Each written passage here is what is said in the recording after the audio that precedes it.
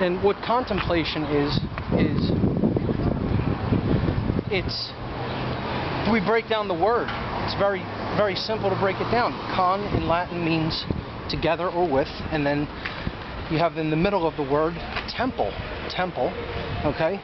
And the two hemispheres of the brain are at our temples. It's at the temple of the head. This has been called the temple in man, especially when you combine the mind, the brain, the psyche, with the heart. When you align it with the heart chakra and bring care into balance with our thoughts, such that we're aligning our thoughts and our emotions to give birth to proper right action in the world, then that's the true temple in man being built. So contemplation means together, bringing the temples together, bringing the hemispheres of the brain together in balance and keeping it there. That's the mode I would suggest if somebody is already in a state of brain balance. That's one of the modes we could use, modes of thought we could use to keep it there. And it's like an active form of daydreaming. It's kind of like concentration and meditation combined together in one. So it's like an active meditation instead of a passive one where you're just letting the thoughts go and not actively doing something with them. You're just letting them pass by and observing. Contemplation would be more akin to a daydreaming modality. And this is why it's so highly discouraged. Daydreaming is discouraged in the young. They don't want the young in a balanced mind state. They want them in one chronic form of imbalance or the other, either the left brain form, which creates a male dominator type personality, masculine dominator personality, or they want the passive form of imbalance, which creates that right brain imbalance that creates the willingness to stand down and not actually stand up for one's rights. Yeah, what you're saying about the sacred masculine, I think needs to be heard by a lot more people that have just heard about the sacred feminine energy, because it seems to me that men are out of balance if they aren't exercising their natural protective roles, and I do believe that we have natural protective roles, and they seem to be incrementally be something that's being castrated out of us, and it's causing a serious imbalance. Sure. This whole idea that there's never any time to ever use force is something that you hear a lot in religion and the New Age movement. And this is something I also completely reject. People have to understand the difference between force and violence. We talked about that previously. And we have to know when, if we say no, and someone is not willing to respect that no, they want to keep pushing and pushing and pushing and never respect our free will decision not to participate in something that they're demanding that we do, or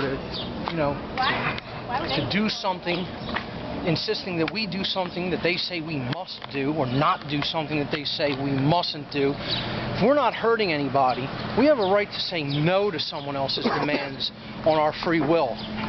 And this is what people have to understand. They have to understand what a right is, an action that you could take because it's not causing harm to another. And everything outside of that, if it does cause harm, is a wrong. So these arbitrary dictates that we call the laws of man, they're not necessarily in compliance or in harmony with the laws of the universe, with moral law, with natural law. These are arbitrary dictates based on the people who claim to be the ruling class, claim to be the authorities, and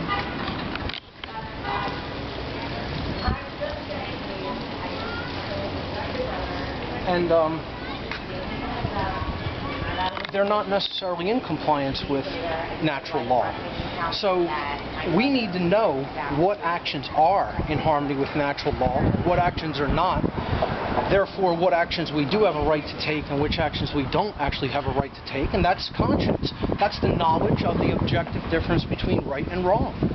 So when we do that, if somebody is still insisting, no, you must do this or you mustn't do this, and you know that you have every right to take that action because it's not harming anybody else, you have a right to say no to somebody that's making certain demands on you.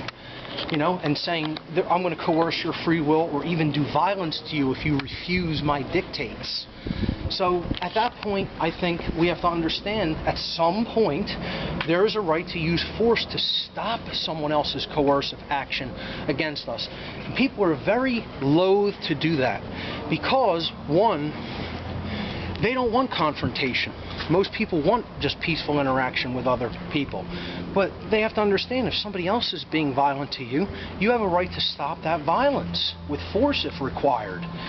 And the second reason is we so believe in this small group of people's claim to authority.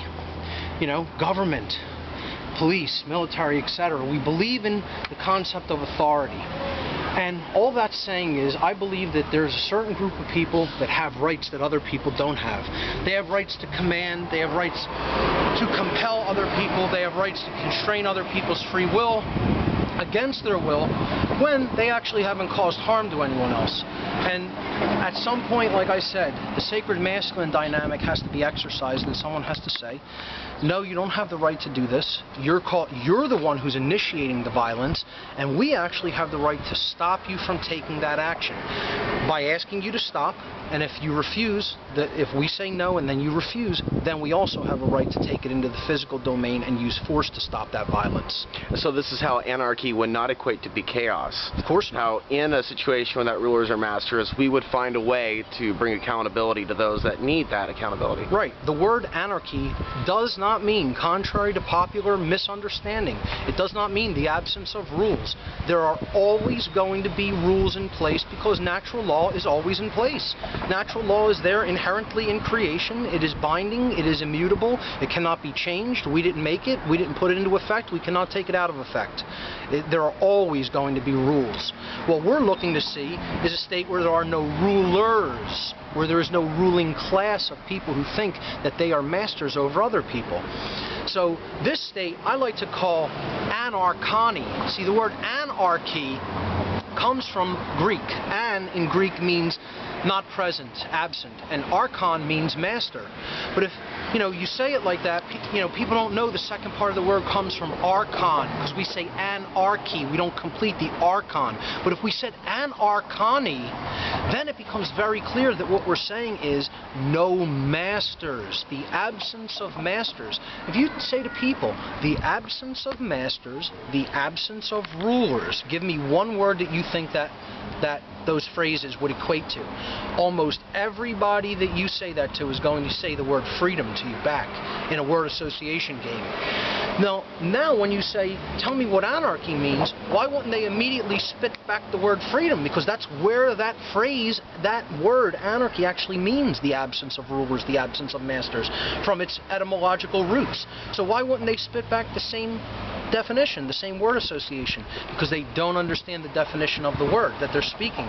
It's through mind control and endless repetition, they've been convinced through obfuscation that one word means something completely other than what it actually means. So I like the term archonist and anarchonist instead of statist and anarchist, which have stigmas attached to them. You start using the terms archonist and anarchonist. Now you have a word that people aren't familiar with, and they're going to ask you, well, what the hell does that mean? Now there's the door to explain what the word archon means, what the root of this whole series of words comes from. It comes from the Greek word archon, which means master or ruler, as in ruling and externally ruling over another being, keeping them as your subject or as your slave. If you ask people, are you a subject to someone else? Are you a slave to someone else?